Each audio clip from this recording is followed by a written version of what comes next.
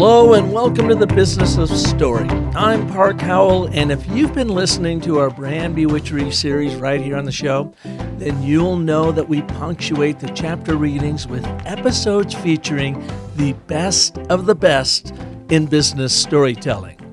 Today is no different because we have for you Charles Good, president of the Institute for Management Studies, or IMS. He shares how they curate and use storytelling in all of their international executive and leadership training and coaching. Plus, Charles is going to share with you how they've used the story cycle system to craft their own brand story for IMS.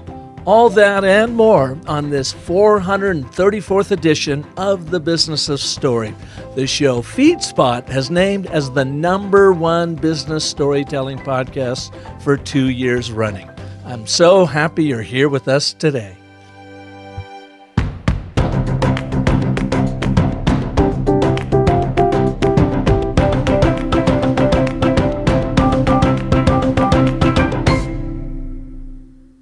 Do you remember as a kid, a young student sitting in your classroom and staring out the window because your teacher was boring you to death with logical, reasoned instruction? Man, that was the story of my young academic life for sure. I couldn't have been more bored in school until I got to Washington State University and got to study 2 degrees that I would later appreciate as my launch pads for storytelling. That was studying journalism and music composition in theory. You may well have had the exact same experience, going from boring middle school and high school to being completely ignited in college because you found your calling, you found what you really wanted to study.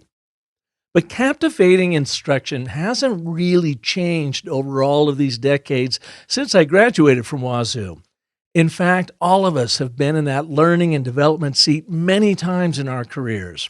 However, how often does the instruction truly land with you? Or do you find yourself gazing out the window, scrolling through your iPhone, or worse, simply nodding off with the ensuing violent head bob that alerts your fellow cohort members that you too are totally unengaged? Well, that's why in all of my keynote speeches, throughout all of my one-on-one training and team mastery courses, I will use as many as 30 anecdotes, up to 30 stories, to ensure that my instruction lands the first time, every time with you and your people. Entertain to educate. That's my mantra, and it works. I just received one of my all-time favorite testimonials from an Ohio business leader who recently attended my full-day Business of Story Mastery course at the University of Dayton Center for Leadership. She said, quote, "Come and learn to appreciate how your quest for more effective communication can level up. Park steps into Merlin's role of tutoring with kindness and knowledge," end quote. I really appreciate her thoughts on the kindness and knowledge of the instruction, but what really stood out to me was her characterizing me as Merlin. I love that Merlin reference because, as I always say, when it comes to learning the applied science and bewitchery of storytelling, well, you have to understand the magic if you're going to cast the spell. That's where storytelling in leadership and development plays an enormous role in the 3 E's of skill development: entertain, engage, and educate. A small fraction of training improves job performance. It's as low as 10% in some studies. The average company in the U.S. compels its employees to spend at least 30 to 35 hours right now on training annually at a cost of $1,300 per person, but there's a little effect on job satisfaction and retention. So how do you get it to where it's more connecting, more engaging, more emotionally charged? You use the narrative arc, you use storytelling throughout. So in all of our presentations, all of our programs, all of the educators that we work with, they got to lead in with a story.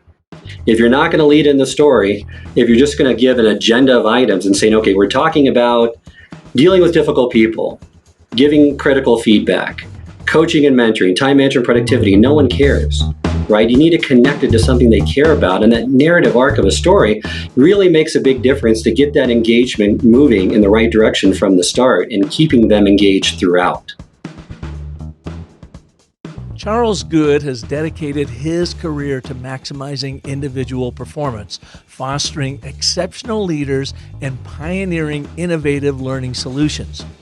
As president of the Institute for Management Studies, or IMS, he takes great pride in being responsible for the development of over 30,000 individuals annually from more than 200 organizations. Charles' passion is to empower others by creating world-class learning experience that drive real, tangible results. I love his personal brand position statement, quote, "Curating knowledge, amplifying impact is my guiding mantra, painting a vivid picture of my role as your navigational beacon in the vast ocean of information. I sift through complex webs of knowledge, distilling them into potent elixirs of insight that create ripples, amplifying your growth and propelling your career skyward." Isn't that marvelous? On today's show, you will learn from Charles how stories provide context and real-world relevance to theoretical and abstract concepts, how weaving relevant narratives into educational content will help learners more likely retain the information, and how Charles and his team at IMS use the story cycle system to craft their brand story strategy for the organization.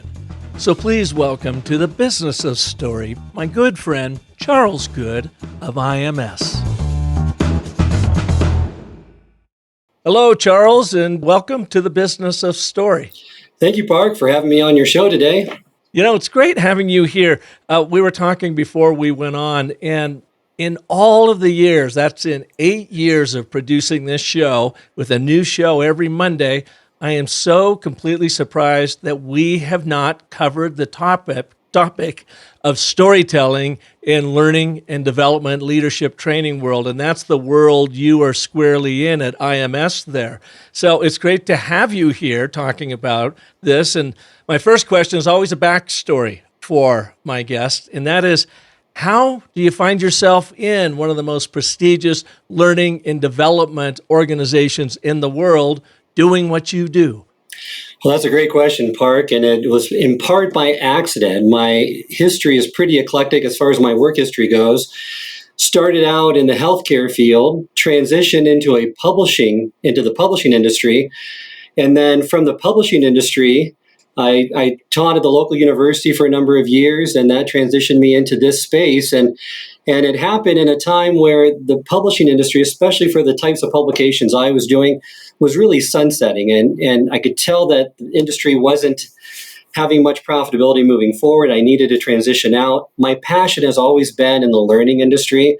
So by going through graduate school, getting some additional degrees so I could teach at the university level, really enjoying that piece of it, but then identifying a company, a little known company here in Reno, Nevada, that came at the opportune time for me, because my family and I were ready to move because the job opportunities at that time around 2013, 2014 weren't very numerous here in the area. And I got a call one day from a headhunter I was using and said, "Why don't you talk to this company?" And I talked to them, love their idea, love their philosophy, love their origin story. And it just sold me on that idea. And I've been with IMS for the past 10 years, loving every minute of it and loving how we're improving people's lives one leader at a time. And you're still up in the Reno area. Did you grow up there? I did not. I actually grew up in where you're living right now in the state of Arizona. So I've stayed on the West Coast my entire life, but moved from Arizona to California and now have settled my family in Reno, Nevada. And you know what? We have our wonderful friend Alice Hyman to thank for making an introduction about a year and a half ago, where I got to learn more about IMS and what you're about, and have had the opportunity of doing some training for your membership over the last few years. And we've worked on your brand story using Brand Bewitchery and the Story Cycle System. As you know, we're just coming to the end of that series on this show. So I'm reading a few more chapters from it. We're going to wrap it up. And it's always great to hear from people like you that have been through it. But we'll talk about that a little later. What I'm more interested in now is how you all use story and how you have seen storytelling being very effective in leadership training, learning and development, and the like. And maybe let's start with that IMS origin story. If that really caught your eye, piqued your attention, and got you running the operation right now, what is that? Well, nearly 50 years ago in 1974, the Institute for Management Studies was nothing more than an ambitious dream for its two founders, Gordon and Cecile Peters. They embarked on this journey with an unwavering determination and vision, and taking a bold step, quitting their jobs, getting out their royal blue typewriter, and starting something that they had a passion for, that they felt was missing in the leadership education space. And the first call by Gordon Peters was to none other than Peter Drucker, the father of modern management. And he wanted to get his thoughts on, did he have a great idea? Is it something that he thought had some legs? And would Peter consider doing the program for IMS, the first program that IMS was going to conduct in 1974. Once he said yes to that, that high standard for IMS was set squarely in his mind. He agreed. We positioned that goalpost with that high quality set. And ever since then, we've been moving forward in this space of offering these immersive learning experiences that were targeted to meet the leaders who aimed for a higher standard. They wanted the Institute to embody this definition that was quoted by Drucker, who stated that really leadership should be defined as lifting a man's vision to new heights, to raising a man's performance to a higher standard, and to building a man's personality, but beyond its limitations. So with this singular focus and mission in mind, and having an impossibly high bar, they created the Institute that would become a beacon of excellence in management studies. And from that day forward, we've embarked on a journey defined by excellence, unyielding in our commitment to not compromising on that quality. We've had many great speakers coming through the IMS hallowed halls, such as Russell Akoff, Peter Drucker, Ken Blanchard, Tony Buzan, Gordon Hewitt, all these great educators with great stories to tell. Because really, the Institute doesn't want to be a relic of the past. It wants to be an ever-evolving crucible of knowledge, constantly renewing and expanding its resources to meet those ever-changing needs of its members. And in 2020, once again, we were challenged with that task as the whole world was shutting down. I was getting calls from educators that we worked with, from member organizations that we were a part of, saying it was a great run by IMS, but so sorry it's over. And I'm thinking to myself, wait a minute, did I miss a memo that someone was sending out to me? They just figured that up to that point in time, IMS was a live in-person learning development institution, and it wasn't going to be able to change enough or quickly enough for the times. So I distinctly remember that March day, it was March the 12th, 2020. I was sitting in my father-in-law's house. It was a cold, almost spring day in eastern, or actually western Washington, and I had a Zoom call with all of our great employees saying, this marks a pivotal time in our history. I am getting a lot of condolences from educators and from members alike, but I'm convinced and I'm committed to not going down without a fight. I think we can pivot into this virtual space, and it's going to be our mission in the next 6 to 8 weeks. Let's build out this virtual platform. Let's see what we can do, and let's not go down at least without a fight. So during 2020, a lot of experimentation. We were excited. We were empowered by this great vision that we had all had established and worked together to strive for. And now it's been 3 years since that fateful day. We've run over 700 virtual offerings for our members in various formats. We see this effectiveness, these immersive experiences just continuing on from that point in time. So we always like to say that, that IMS really, it moves with the times, but it's really designed to help individuals. We want to make a difference, one leader, one individual at a time. That's my passion. That's our passion. And we use that as a driving force moving forward into the future. Yeah, and you have definitely made that change, as so many organizations have when COVID hit, to do your virtual or hybrid training, and that you're not a relic from the past. And one thing I'd like to clarify, you were mentioning earlier about really following Peter Drucker's lead and when they launched IMS. What was that, back in the 70s, did you say? When did they launch IMS? 1974. We're going to celebrate our 50th year next year. Yeah. And so you were mentioning in that about how it was really designed to help inspire men's vision, men's performance, men's ability to lead people.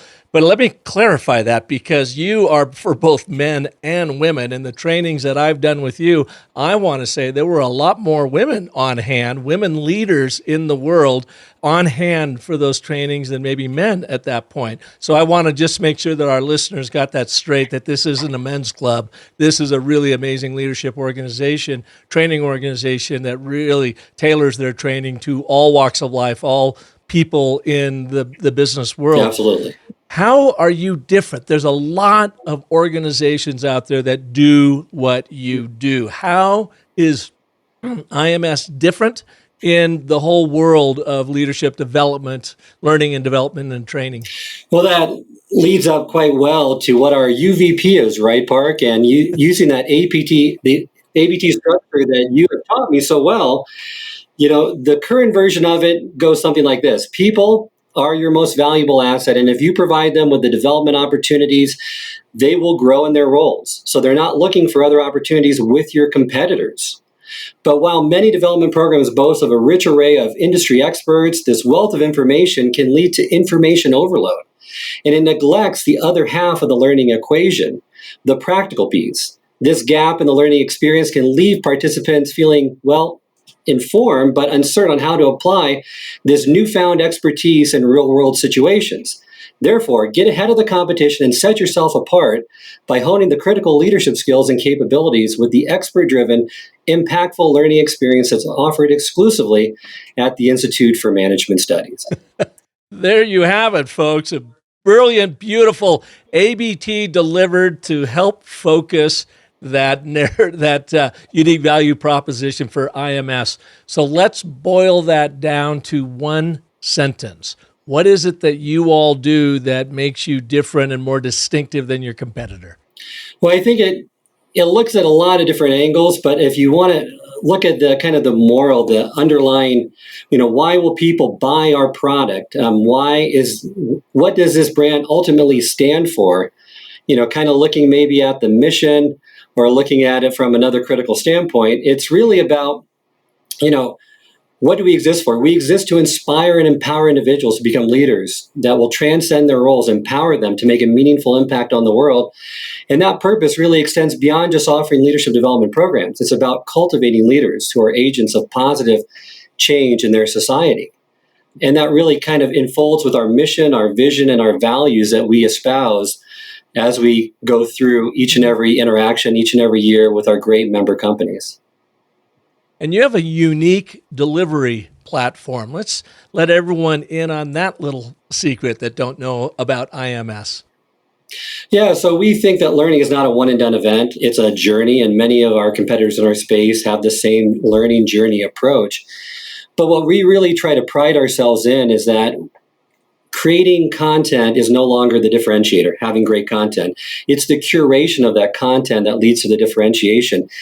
How can you put it together in such a way that's going to get people to apply it and use it right away within their jobs? It's going to be answering those problems that they're having, providing solutions for them within that framework. So the whole experience is really curated with the audience, with our audience, our intended audience in mind. And that starts with really understanding their needs and what problems they have, what can we help them solve and get better at. So when they come to our leadership development, our soft skill development programs, we're not giving them a survey course talking to them about all the stuff of, say, strategic thinking. We're identifying 3 to 5 tools that really will help them with the problems, the challenges that are most pressing for them in that space, making sure that they have quality instruction, ample time to discuss, application exercises to get comfortable, confident, and committed to using them, and then encouraging them, supporting them along a 30-day process that gets them to where they are applying more of what they've learned. Because we want We have a white glove service with all of our members. We want them really to know that we're here to help them, to connect it in a deeper way. So after the virtual program, we have a follow-up program that's about 2 weeks after that allows people 2 weeks to practice these skills, these tools, these techniques that are shared by experts in their fields that have given them the instruction, and then to come back for a follow-up program with this expert, with this recognized thought leader, and have part consultative coaching call with them, what worked, what didn't, let's help you out, and part application-focused approach to get them more comfortable into using these tools. Because a lot of the trainings that we've seen, it's so much based on the content.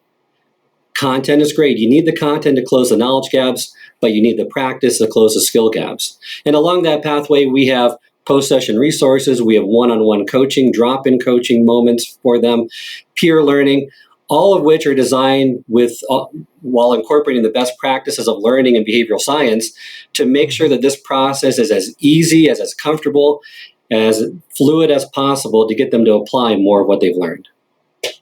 All right, now you know what I'm going to do, right, Charles? I'm going to press you for specifics. So everything you just shared there is marvelous. It's high level, it's somewhat generalized, it gives us an idea of what you do, but now I want you to show us IMS in action.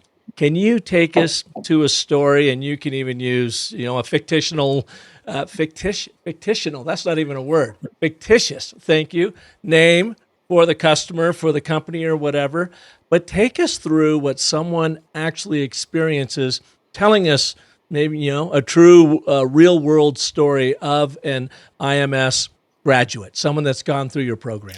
Well, late last year, I had a conversation with a mid-level leader called Emma, and she works at one of our manufacturing member companies. And she called and she said, that she hit a rocky patch with some of the intricacies of managing difficult personalities on her team. And each day presented a unique challenge to her, leaving her feeling like she was kind of this lone flower struggling to bloom in this harsh environment. Now, Emma's challenging individuals in her life were her boss and one of her team members. And her boss was this imposing figure known for being very aggressive and demanding.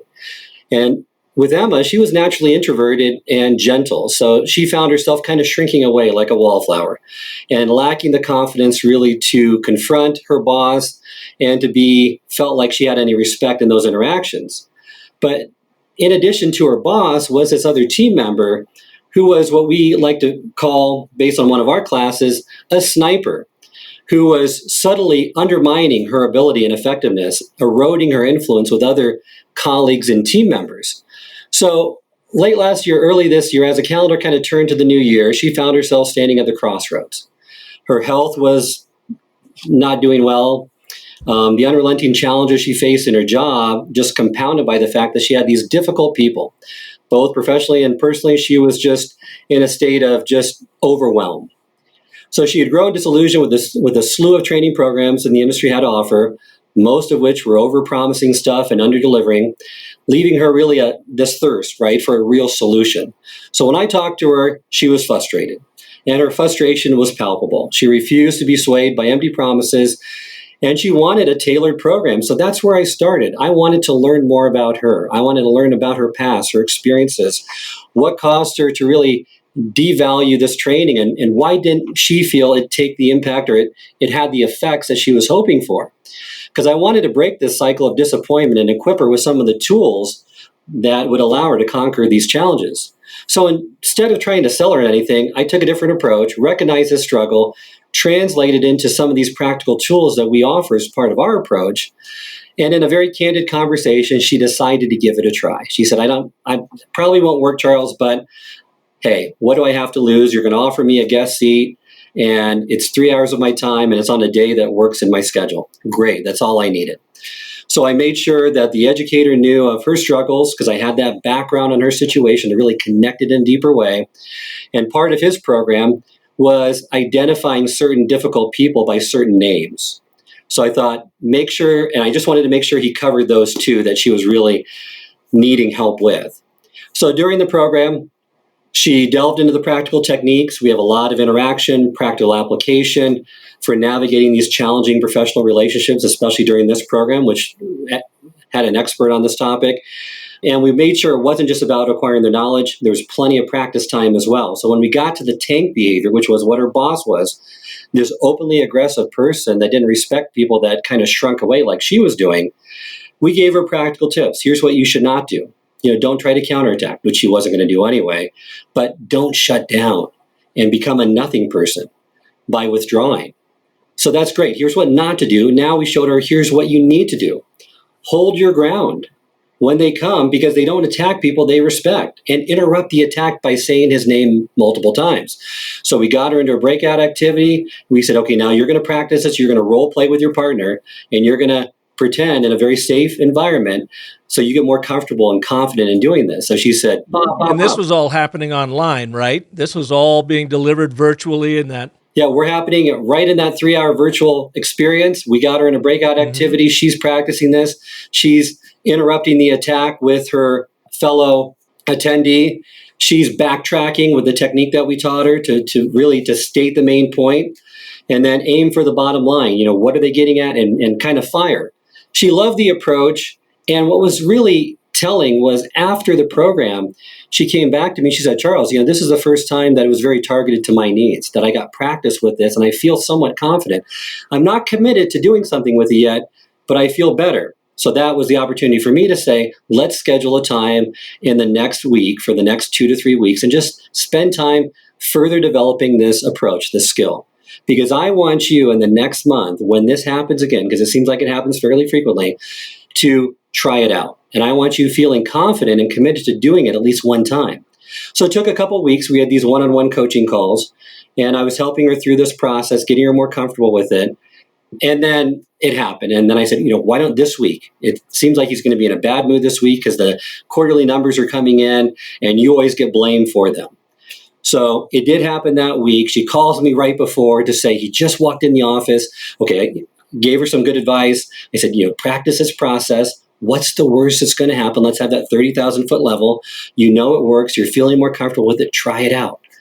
So I was waiting kind of on the phone, and then I hung up and I said, please call me back. So the 2 hours that it took for her to call me back felt like a year. I was with bated breath. I really was hoping that we made a positive impact, because that's what we're in the business for. She called me back and she was just elated. She said, Charles, I did it. I said, well, what was his reaction? He was kind of caught off guard. He didn't know what to think, because normally I just shrink away and say nothing.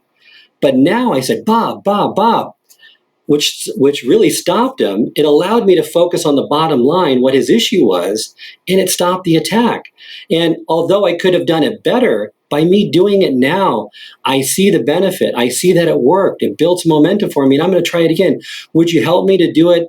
Have a few more of these drop-in coaching moments to help? Of course, let's get you more comfortable with this. So not only can you deal with him, but those great strategies for that sniper, let's start tackling those as well. Over the course of the next 3 months, it was amazing, the change that happened with her, and which I didn't even realize, and it wasn't something that was on my radar, but it turned out that member company that we had was considering moving to another provider, another vendor. And we like to think of ourselves as strategic partners. We don't want to be in that vendor category. And I was talking to the coordinator, the L&D coordinator. I said, we've had some great success stories. Love to just for you to reconsider. And it wasn't until her story came on his desk that really made the impact, and said, you know what? And then he called me up about a week after that, because I thought they were gone. He said, Charles, you guys have been a great partner with us, but we just don't have the money. However, I got this story from this individual, and no one does that, Charles. So thank you for making a positive impact on this person. She's not in our executive team, but she's an important part of our organization. And for you to really make that happen and to take the time with her, that meant a lot.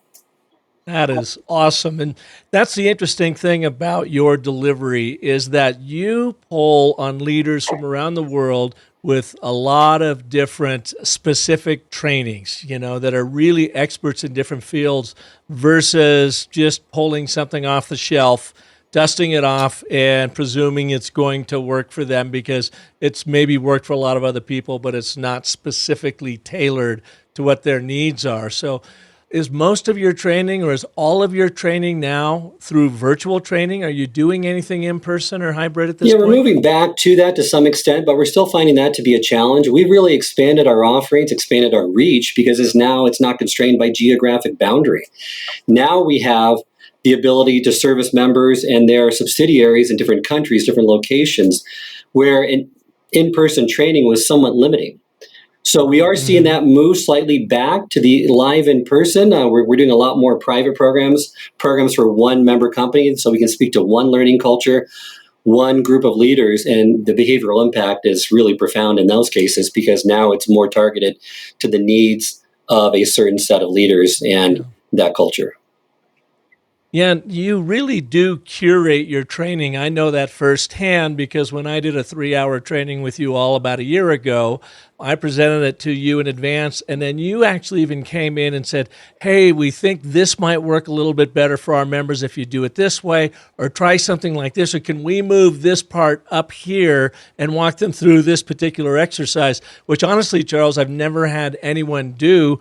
And I'm like, well, this is pretty cool. I mean, they have taken an active role in making sure that these presentations are going to play for their members out there. And it did. It worked very, very well with the instruction you gave me and how we tailored that training for your folks. How do you see storytelling in leadership training across the board work in your world? Well, I think it's essential. There's so much research. There's a lot of books coming out now. I know one person that you referenced in your book that I had the privilege of having on my podcast was Dr. Paul Zak.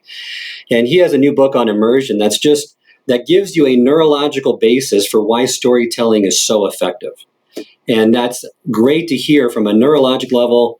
Stories, narrative arcs are more immersive. Immersive experiences are more engaging, likely to be remembered and acted upon, versus just having a non-narrative arc of an and, or a disparate list of facts, right, that people are not likely to remember.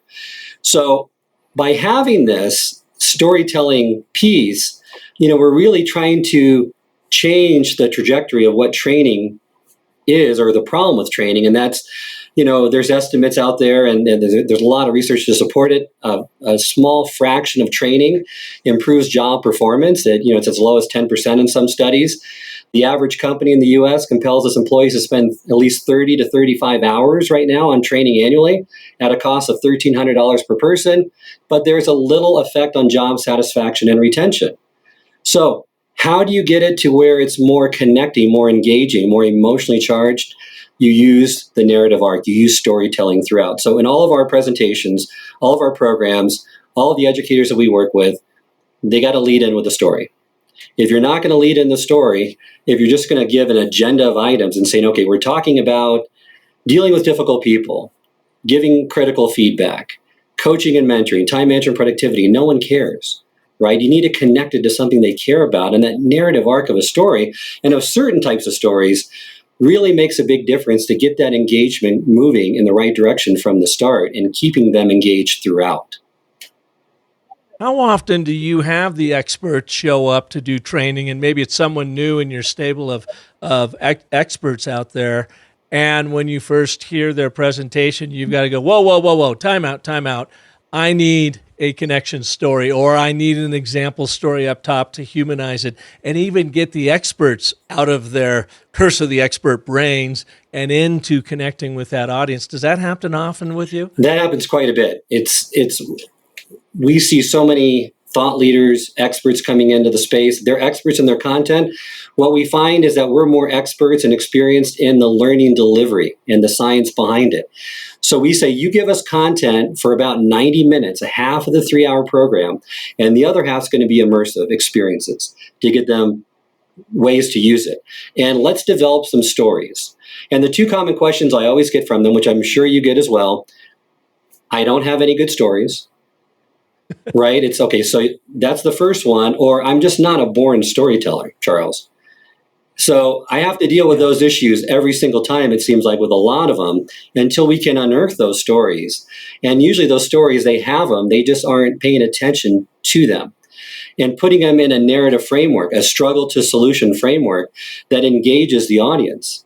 Because what I like to tell people, and one of our educators says this as well, you don't retell a story, you need to relive a story. You need to put the people into that scene. And how do you develop that curiosity? How do you develop the character? Because for the struggle, for the solution to be credible, then the characters have to be relatable. So how do you build that relatability with these characters and put them in a struggle as soon as possible so you get people to care about the solution and find it credible? Yeah, and I get that a lot. You're exactly right, Park. I don't have any stories to tell. Nobody cares about my storytelling, or I'm not a born gifted storyteller. Well, believe it or not, you are a born storyteller as a Homo sapien. You essentially are a storytelling ape. Stories and narrative is what separates us from all other beings that we know of because we, Homo sapiens, think, plan, organize, and act in story. So, what I do will tell them, let's take the S word out of it. Don't even think about telling a story. I just want you to take us to a moment in time when something changed that had this impact on you, or is an example that you were trying to share with the cohort. Take us to a moment in time in someone's life that went through something very similar that they are going Right. through, and how by applying the techniques you're training, what that positive outcome was. And when they didn't use the training and technique, what was that negative outcome? But it always seems like it boils down to that moment in time. The other thing I like to think about, people will come in and they'll say our teacher is here, Park is here, or our coach is here, or our storytelling mentor is here, which always kind of then leads you into that left brain logical, I'm going to teach you. But what I have found that works better than anything else is entertain to educate. And that's where your stories come in. They need to absolutely deliver that point, but they also need to be entertaining and interesting in the process. And, I just got back from the University of Dayton Center for Leadership Development, which I've, over the past 4 years, have done several online courses for them, primarily for Air Force leadership. This one was in person for a full day, which I absolutely love, Charles, because you know how that is. You get to really interact with them. And it was for industries across the board around Ohio. So we had 37 people in the cohort, lots of different organizations in there. And when it really ultimately comes down to that day, it is about performance art that has the sole goal of training, inspiring them, and then equipping them to be able to do what you just did. And I went back through my presentation and I counted over 25 anecdotes or stories that I used in order to make my business points, or to demonstrate that particular skill in action, or to show the and but therefore narrative framework in action. And I realized when I get back to it, even in a full day session, it's one story connected to another, connected to another, connected to another, almost like you're watching, War and Peace for a day's worth of training, because that's what I have found that really connects with audiences, that storytelling, so they can picture it and they can live the training and they can use it and apply it immediately. I don't know how that rests with you, given all the different experts that you work with from around the world in your virtual training sessions.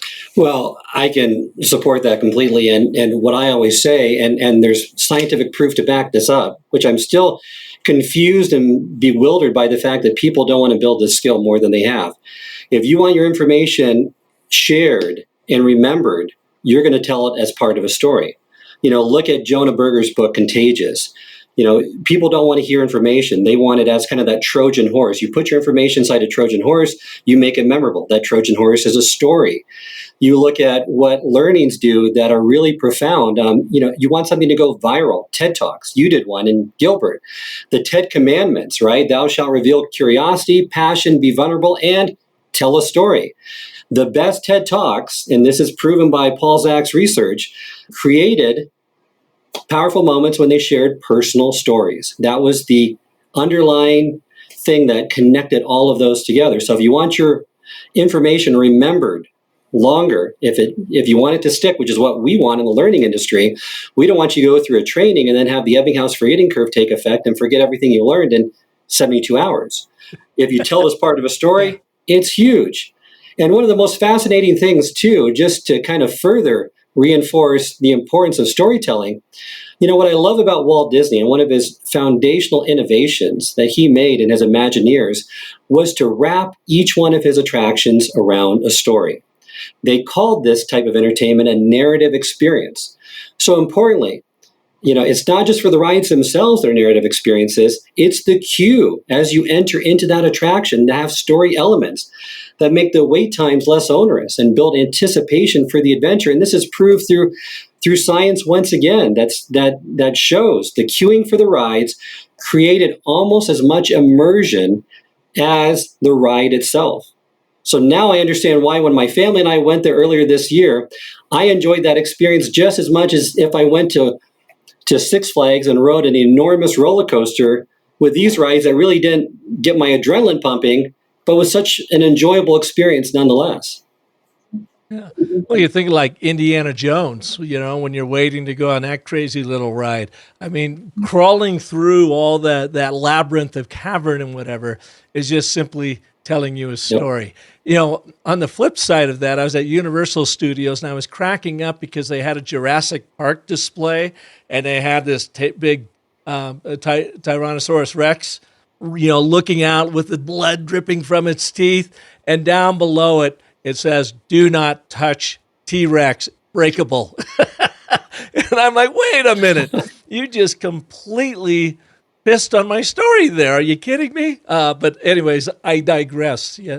But that kind of training, to have that experience is so important, to keep that person learning, to keep them thinking, and to feel and have them feel as though they are moving along in their story, this progression of learning that you are sharing with them. And there's no amount of data, charts, graphs, bulleted lists that is going to do you. In fact, those are all road bumps. Now, they're important to bring in that logic, reason to amplify or support the emotional instruction and points that you are making.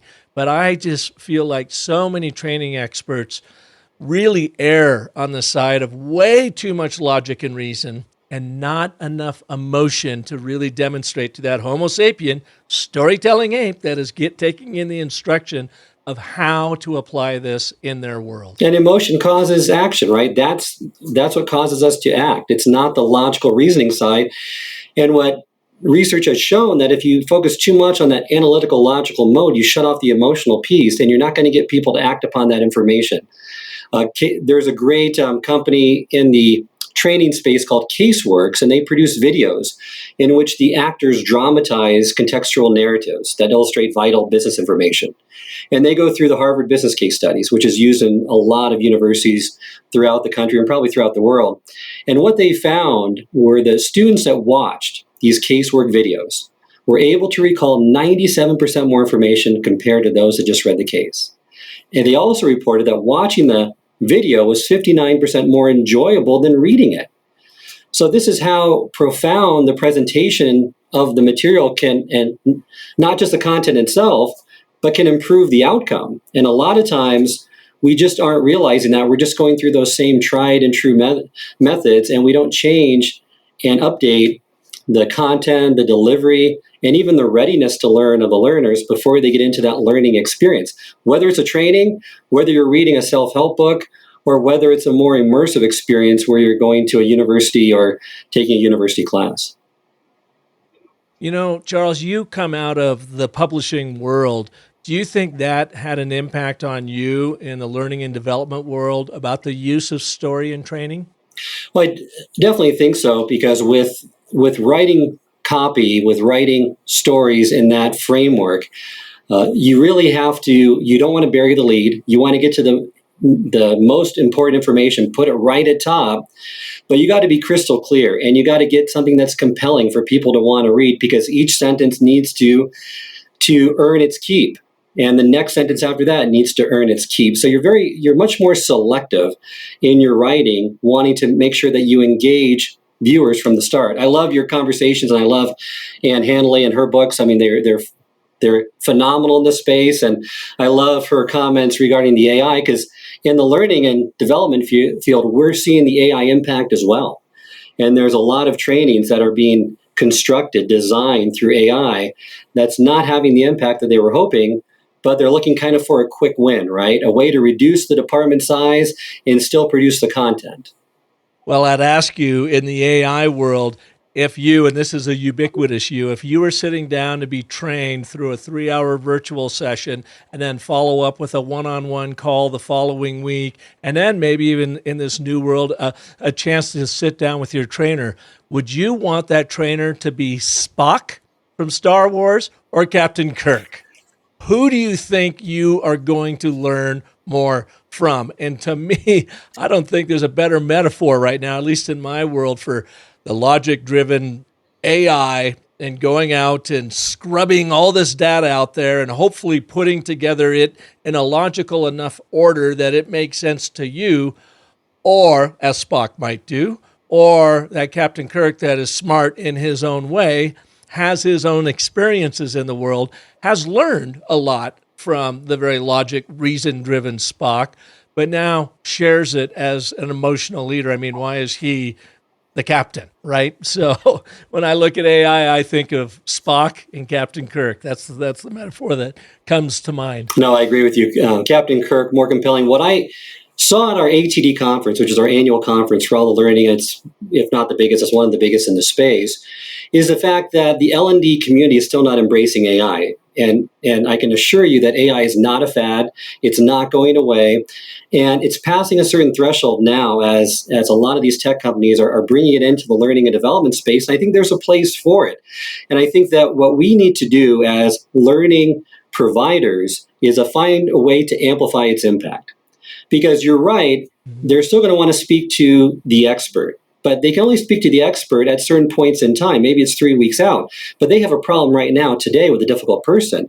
Wouldn't it be nice to go to your AI chatbot or to have a virtual avatar give you some pointers or have a discussion with that entity to help you with that difficult conversation right now? So it's that just-in-time learning that I think is going to be really critical for the AI piece to serve. And I think it's going to serve it better and better moving forward in the future. And those that don't embrace this trend are going to be left out of it because it's something that I think will have a larger piece in my industry and in all of society. But it's something that we need to just see how we can leverage, how we can use the right way and amplify the impact and effectiveness of what we're already doing. Because there's certain things that it's not going to replace, at least not for now with these large language models. But there are places, there are functions in which it can service a need very effectively, and we should be using those and embracing them more than what we currently are in the industry.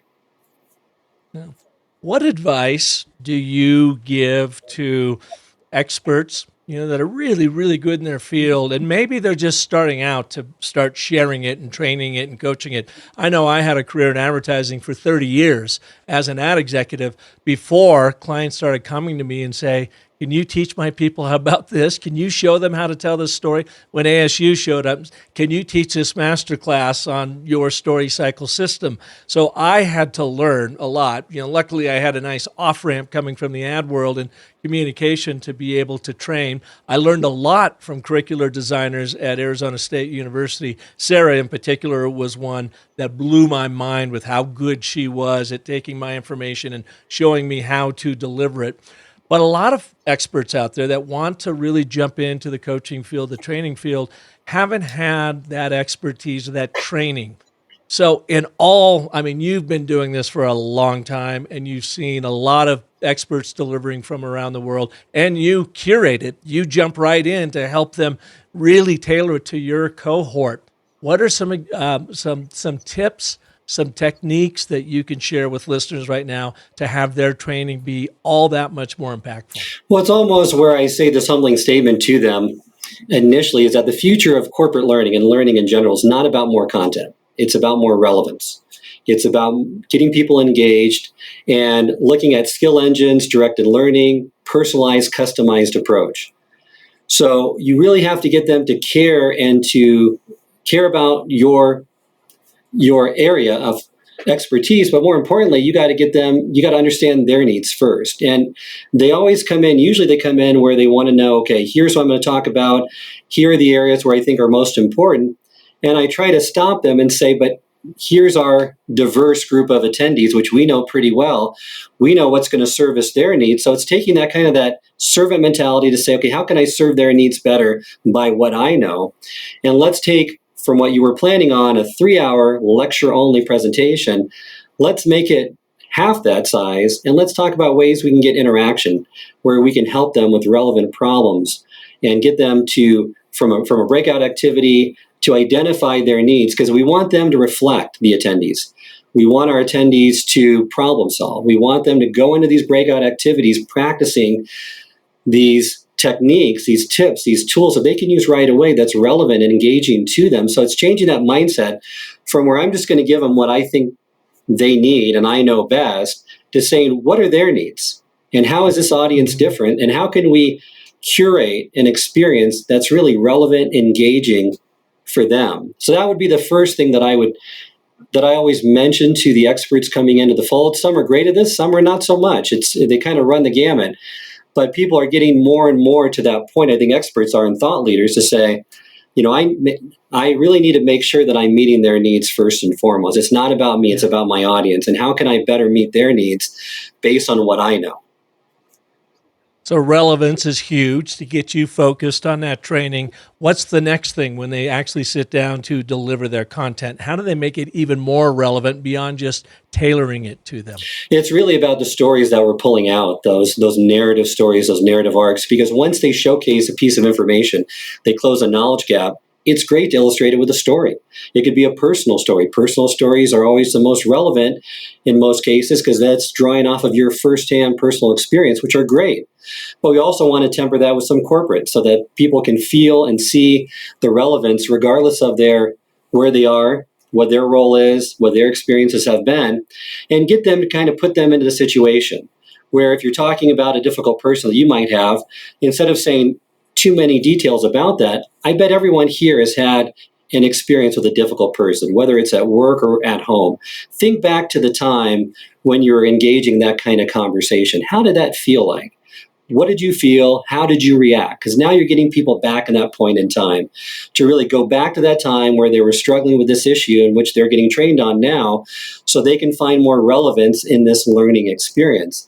So having the educator, having that person pause, give some self-reflection questions, and really building in these stories that help people relate better to what they're saying is so critical. Because if you're not going to use the narrative arc, then getting back to Dr. Paul Zach's work, the immersion level is going to go down. They're not going to engage. They're probably going to be on their computers, not paying attention, worried about what they're going to have for lunch at the break or what they're going to have for dinner when they get home with their family.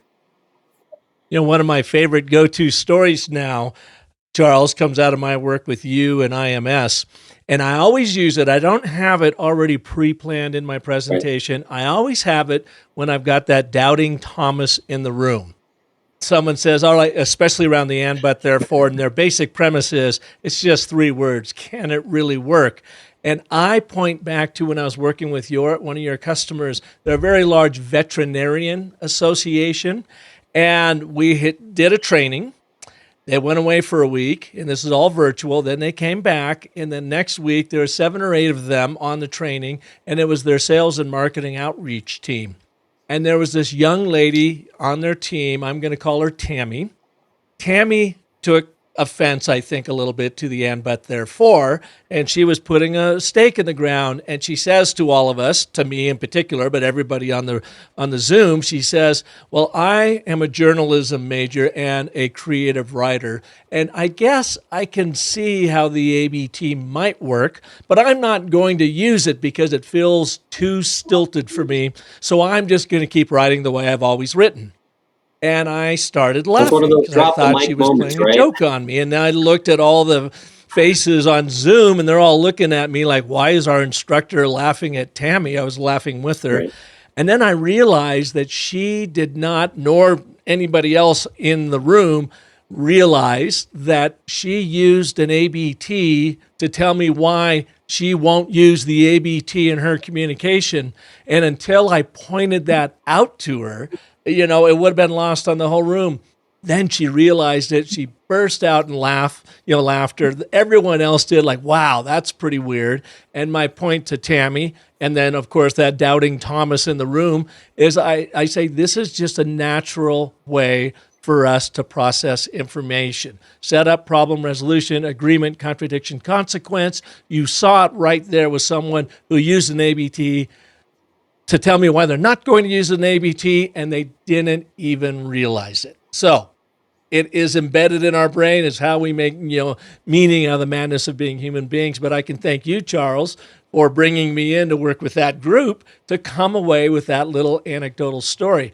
But it is so much more powerful to share that story than just for me to stand in front of the room, beat my chest, and say, believe me, don't worry about it. Here's my opinion. I'm going to assert that this is the best way to go. And they're just going to say, oh, the hell with you, Mr. Howell.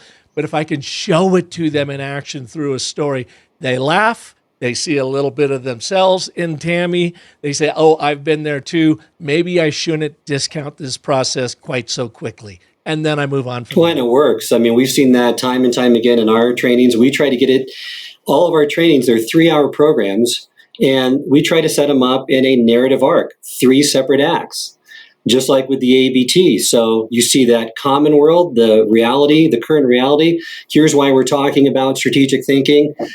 Second hour is that contradiction, but here's where you're getting it wrong. Here's, you think strategic thinking is this, but it's really this. And here are some of those stumbling blocks. And then that solution in the third hour, and those tools that they can use moving forward in that space. Because a lot of educators and experts come into this space and they don't understand the narrative arc and the framework and how engaging it is. They don't understand the differences between how adults learn versus how kids learn, and they really don't understand, the best ways through learning science to build out these programs, which, we talk about the 20-20-20 rule, where it's 20 minutes of instruction, 20 minutes of debrief and demonstration, 20 minutes of application, and then ideally 20 minutes to have a break so that your brain can process that information easier and it can embed it in a much deeper way.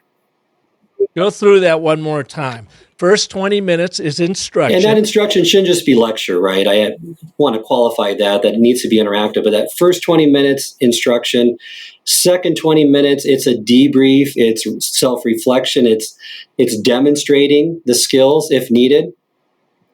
The third 20 minutes is application, getting them into a breakout activity if it's virtual, to get them to practice these skills that you just demonstrated and taught them. And then 20 minutes of a break for them to have a rest and recharge moment, to embed that information in a deeper way. Some theories of memory say it's kind of like Velcro. The more hooks you put in, the more likely you're going to remember. So if you can engage them in different ways, using different senses, right? Make sure that it's not just thrown out all at once, but get them to practice, self-reflect. A lot of best practices from learning science that can be used that we try to incorporate in all of ours, including behavioral science, because we realize half of your behaviors every day of what you do is habit-driven. So the reason why trainings don't really take effect is because the training doesn't deal with those well-grooved habits they already have in the workplace. And unless you change those, it's going to be short-lived, the benefit from training. So we try to identify those best practices from behavior science as well, like nudges after the program, prompting them to do a different behavior, making it easier to do it as well, and not really focusing on the motivation, because the motivation can be fickle. But a lot of stuff we've learned from over 50 years of experts, of experience that we have in teaching, over 250,000 leaders, thousands of organizations, to really refine, and we continually refine what's the most effective approach for our current customer, because it's about impacting their life in some way. That's what I'm here for, and that's what my company stands for. I'm glad you mentioned Velcro, because I always like to say that storytelling is the Velcro to education. You have 2 different pieces. You have that one side that you are trying to communicate and connect with your cohort, and then you've got storytelling with the hooks in it. And when you hook that instruction and that content together with a story that audience can really relate to and benefit from and get inspired by, then man, that instruction is connected with them. So I love that 20-20-20-20 rule, and I'm glad you spelled that out. as we wrap up here, what's next for IMS, and how did the story cycle system help you start crafting a more focused, powerful story for your organization? Well, I'll take that second question first. It really clarified our brand story because we're in a very competitive market. It's a commoditized space. As you know, Park, there's so much noise in this market. It's really hard to be heard at all. And many people are struggling from that stance where there's just too many options, right? It's paradox of choice. When you have too many options, you don't make any option at all. You don't select.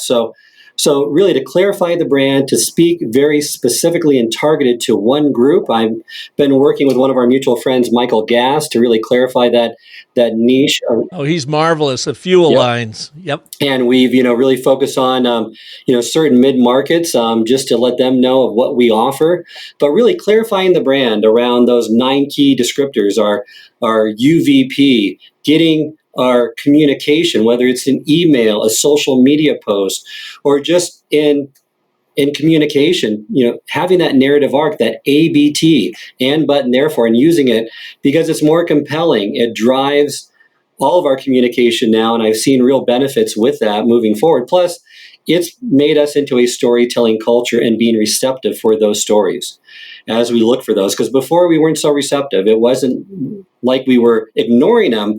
We just weren't active receptacles for them, which now we are, and we're building a nice repository of engaging customer impact stories, which really fuels my passion and drives my company's growth. As we move into our 50th year next year, we got a lot of great things planned. We are launching new services, adding additional benefits, have some great educators coming to our series next year. And, before 2020, we were more of an exclusive organization where we really vetted those companies that wanted to be members, realizing that we couldn't scale it. But now with this virtual piece that we've offered, we're able to expand our offering to many, many more companies. So we're so excited about that. And now we're able to share 50 years worth of expertise and experience with them and providing their leaders something that's going to be engaging, something that's going to be relevant to their needs, and something they're going to be able to use right away, because that's how we measure success. If they're no different, if they haven't been transformed in any way after the IMS experience, and somehow we failed, and we don't like that type of failure very often. I hear you. Well, it's been an honor to be working with you both as an instructor and expert in your courses there, but also with you individually working through the story cycle system to be able to help you refine and define your brand story. And I'm so glad Michael Gass came onto the team. He is a dear friend of mine. He is a colleague in the advertising, marketing, positioning world that I think is one of the most exceptional human beings in the world. And I don't say that lightly. He's a good friend. But thank you for sharing your experience with that. And of course, you can use the story cycle system to not only craft your story like you're talking about there, Charles, but people can use it for their long form communication, for their presentation, and for their training. I mean, you overlay the story cycle system that came from Joseph Campbell's Hero's Journey, and essentially it takes you on that same narrative journey, that same narrative arc that you can use in training or moving that audience at a keynote, at a TED Talk, or whatever. And for those of you that have not been listening to the series, you can start in episode 420, and every episode I read one chapter from Brand Bewitchery and then share some examples, have other folks on like Charles to punctuate the training throughout. So even Charles, with you and your team, you can have them go and listen in on different chapters without having to read the whole book right now. The idea basically is delivering an audiobook via a podcast series. And I have been blown away by how popular and how many comments I've been getting from this idea. I didn't know if it was going to work or not, but I'm so glad I did it. It's a wonderful book, and I will continue to be an avid supporter of yours, Park, and thank you again for having me on your podcast. Charles, always our pleasure. Now go out there and train up the world for us, will you? Will do.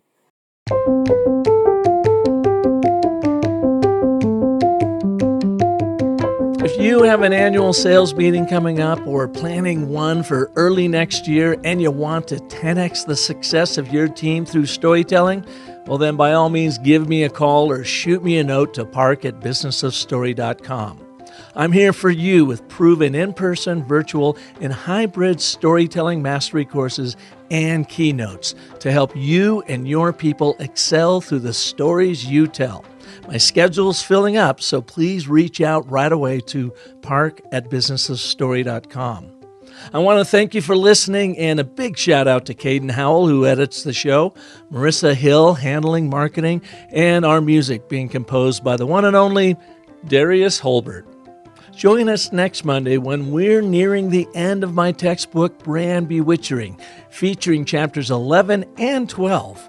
We'll have fun creating a movie trailer for your new brand story, and I'll provide you with a step-by-step process that shows you how to activate and scale your new brand narrative in your organization to create a storytelling culture filled with camaraderie around your new brand story. Until then, remember that the most potent story you will ever tell is the story you tell yourself. So make that one epic. Thanks so much for being here. I appreciate it, and I appreciate you.